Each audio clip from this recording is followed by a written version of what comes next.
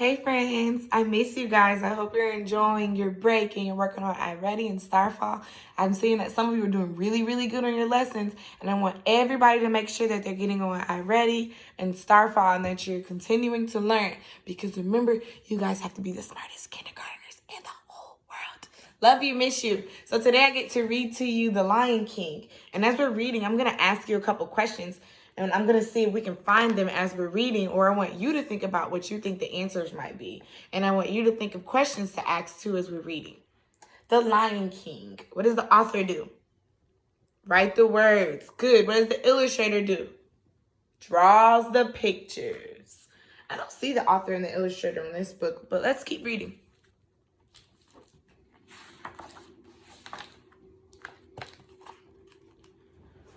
The hot African sun rose over the plains. It was a special day for the animals of Pride Lands. That day, they would celebrate the birth of King Mufasa's son, Simba. A line of mighty elephants thundered across the dry ground with trumpeting with joy. Cheetahs and zebras followed. Brightly colored birds flew above them, swooping and turning on the breeze. No one, from the smallest ant to the tallest giraffe, wanted to miss such an important moment. High above on Pride Rock, King Mufasa and Queen Sarabi watched as Rafiki, the wise baboon, presented their newborn son to the kingdom. The animals cheered and bowed before Prince Simba. I wonder why Simba is so important. Maybe because he's the prince. But not everyone was happy about the birth of a new prince. In a cave at the backside of Pride Rock, a scraggly lion with a dark mane paced back and forth. This was Scar, the king's brother. Scar had just caught a mouse when Zazu, the king's advisor, appeared at the doorway to the cave. He was there to warn Scar that Mufasa was coming to see him. Sarabi, and I didn't see you at the presentation of Simba, Mufasa said when he appeared. You are the king's brother, Zazu said. You should have been first in line. I was first in line until the little hairball was born, Scar growled. And with a snap of his jaws, Scar stalked out of the cage. I wonder why Scar didn't go to his prince, to his little nephew being born. Why do you think that Scar didn't go see Simba get born? I don't know. Maybe we'll find out. Simba grew into a strong cub. One morning, he and Mufasa climbed to the top of Pride Rock. Look, Simba, Mufasa said. Everything the light touches is our kingdom. Simba scanned the horizon and noticed a dark spot in the distance. What about that shadowy place? He asked. That's beyond our borders. You must never go there, Mufasa answered. Later, as Simba headed home, he ran into Scar. Hey, Uncle Scar, he shouted. Guess what? My dad just showed me the whole kingdom. Scar looked slyly at the young cub. He didn't show you what's beyond that rise at the northern border. Well, no. He said I can't go there, Simba answered. And he's absolutely right, Scar said. An elephant graveyard is no place for a young prince. I wonder if Simba is going to go over there beyond the horizon anyways. There's Scar back there. There's Simba.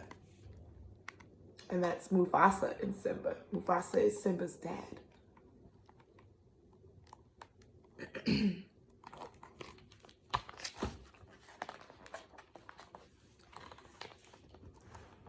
Simba thought an elephant graveyard sounded like an amazing place to visit.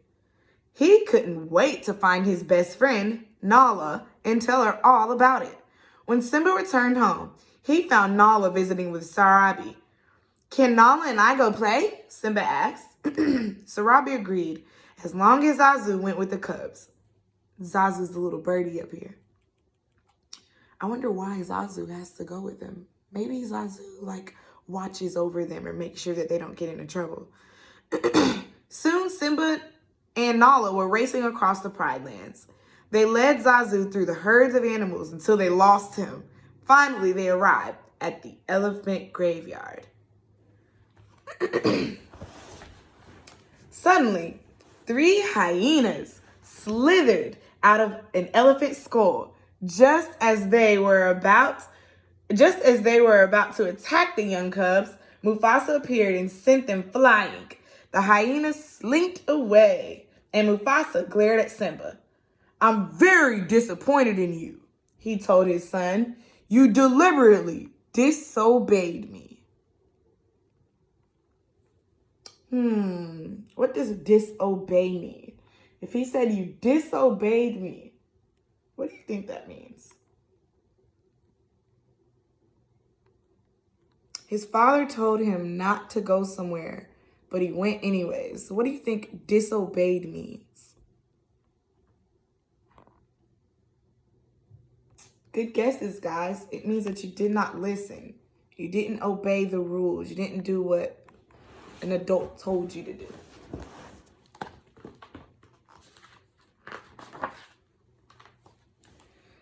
Simba peered up at his father. "I was just trying to be brave like you," he said. "Being brave doesn't mean you go looking for trouble," Mufasa answered. "Dad, we're pals, right? And we'll always be together, right?" Simba asked. Mufasa looked up at the stars. "Simba, let me tell you something that my father told me. Look at the stars. The great kings of the past look down on us from those stars. So whenever you feel alone, just remember that those kings will always be there to guide you. And so will I."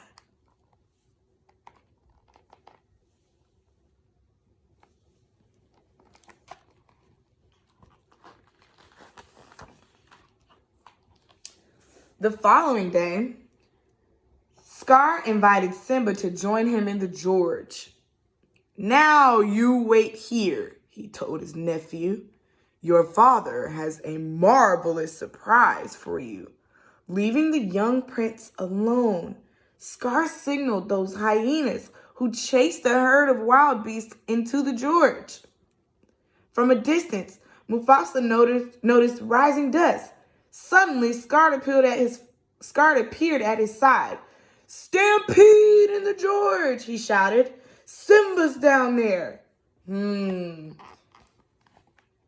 I wonder why Scar told Simba to hang right there. And then all the animals and the hyenas are down there. You think it was very nice for Scar to do that to Simba? I don't think so either.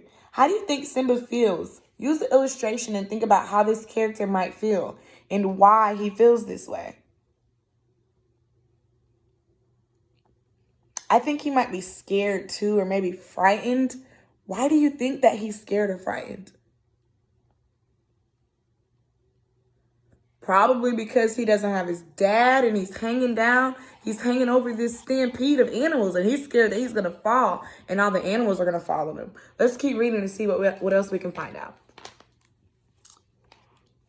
Mufasa plunged into the gorge. He quickly found Simba and helped him onto a nearby ledge. But there were too many wild beasts, and Mufasa was knocked back into the stampede. Wildebeest. And Mufasa was knocked back into the stampede. "Brother, help me," he shouted to Scar, but Scar just watched Mufasa fall. Later, when the animals had passed, Simba stood over his father's body. "It was an accident. I didn't mean for it to happen," he cried. "What am I going to do?" Scar stood behind him.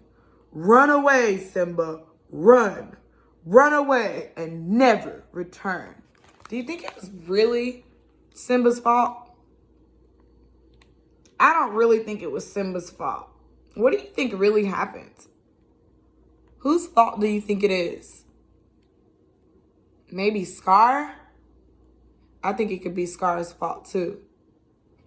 We're going to stop right here and then we're going to finish our story another day. But I want you to think about what's going on so far in the book. Who our main character is. Why some of these things are happening. What might happen next.